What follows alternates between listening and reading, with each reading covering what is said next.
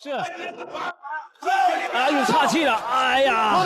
注意看，恐怖小胖魏宁辉居然被老外一拳险些打断3根肋骨，瘫坐在地上的样子让现场所有观众都震惊不已。然而，老外不仅没有一丝愧疚，居然还举起手臂跳舞炫耀自己的战果。此人就是来自摩洛哥的世界拳王布莱德。年仅21岁的他，不仅有着148胜6负49次 KO 的耀眼战绩，还一路过关斩将，成为羽量级世界排名第2的顶尖拳王。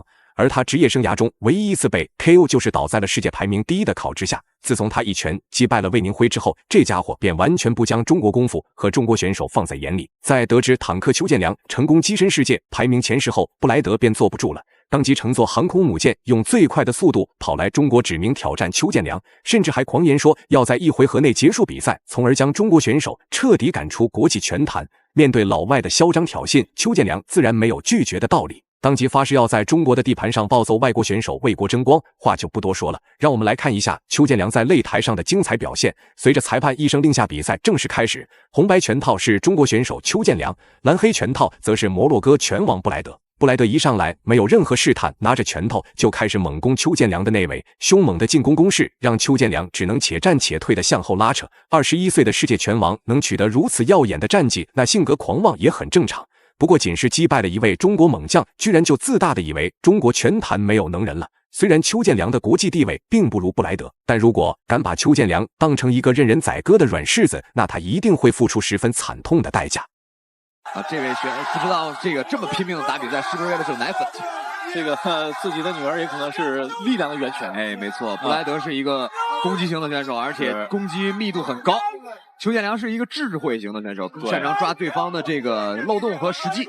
是，邱建良呢在场上呢，经常呢会对自己的比赛节奏把握的是非常好的，会经常变速。是，他对角度、对力量、对距离，其实呢都是有着非常清醒的这个认知。然后呢，觉得别看布莱德才21岁，但实力却是绝对的不容小觑。一系列的拳打脚踢让邱建良在短时间内很难有招架之力。但并不是邱建良的实力不行，而是因为他作为一名慢热型选手，在不了解对手的打法战术下，绝对不会轻举妄动。这场比赛，邱建良可以说是背负着巨大的压力和质疑。毕竟一位是排名世界第2的顶尖拳王，而另一位则刚刚进入世界排名前10。虽然只相差了8个名次，但其中付出的努力是我们远远无法想象的。邱建良跟磨砂布打之前呢，没有人看好磨砂布，结果邱建良拿下了那场比赛。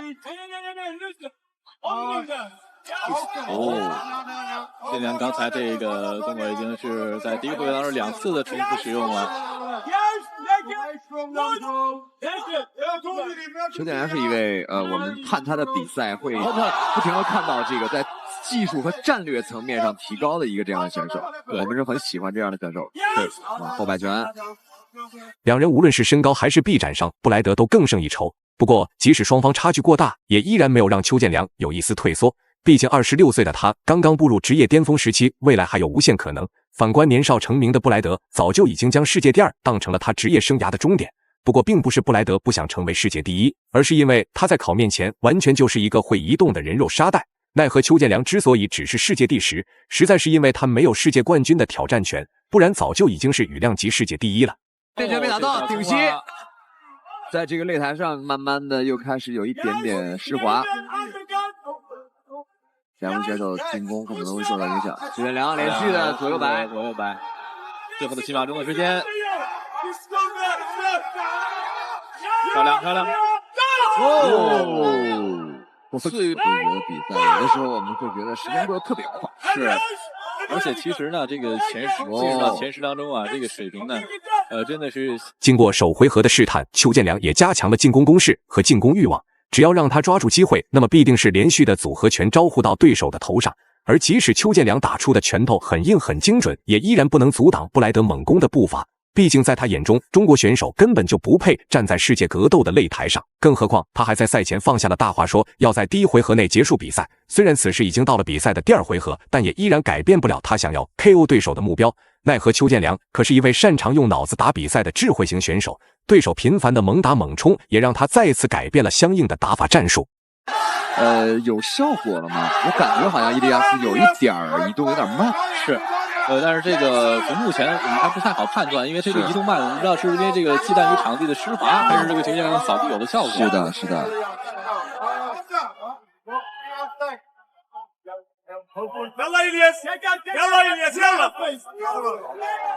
哦，漂亮！这个低端的大步真漂亮。是。我们看欧洲的选手，两人激烈的拼拳换脚，让比赛早早就进入了白热化阶段。看来双方谁也不想通过点数来遗憾输掉比赛。而布莱德也不愧是世界排名第2的顶尖拳王，无论邱建良施展什么样的动作与招式，都不能让他减缓进攻的攻势。即使挨到了邱建良的重拳轰炸，他也不是在进攻，就是在进攻的路上。反观邱建良，则围绕擂台进行了游走战术，沉稳老练的防守反击，也是与布莱德的猛打猛冲形成了鲜明的对比。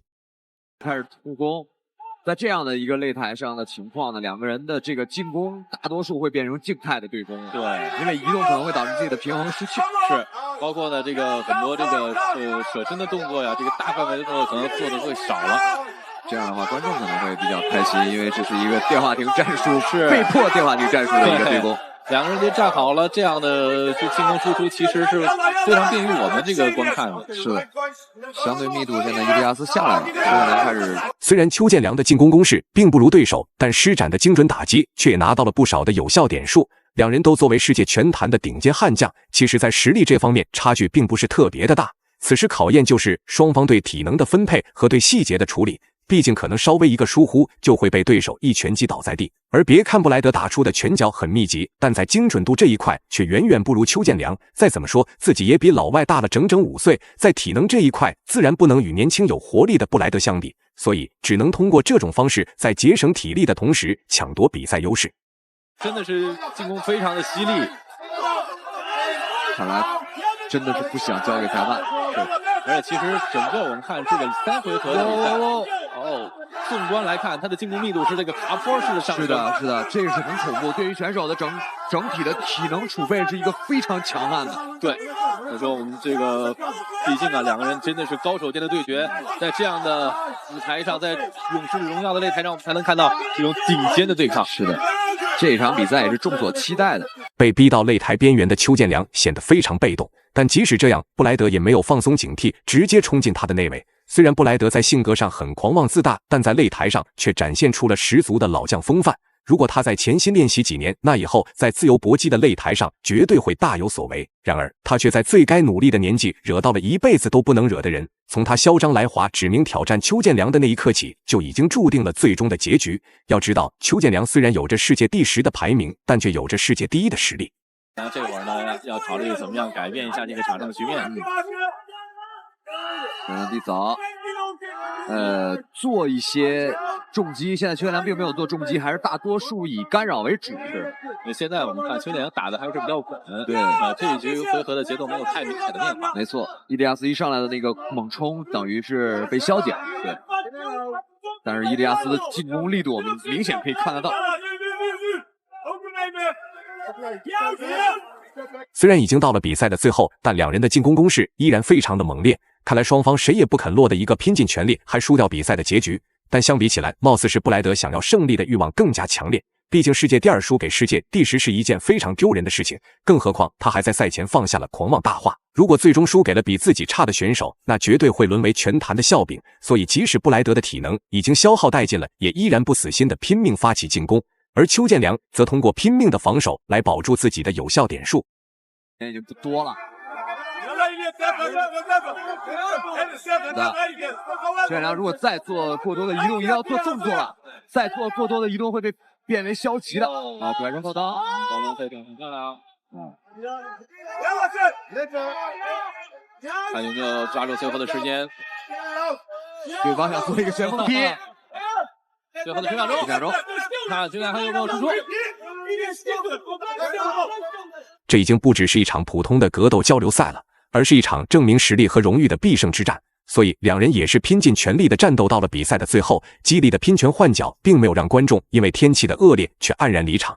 甚至这场与在加强了比赛的难度的同时，还再次带动了观众的情绪。最终，邱建良成功以微弱的点数优势拿下了比赛的胜利。以上就是本期视频的全部内容。大家觉得坦克邱建良本场比赛的表现如何？欢迎在评论区留言讨论。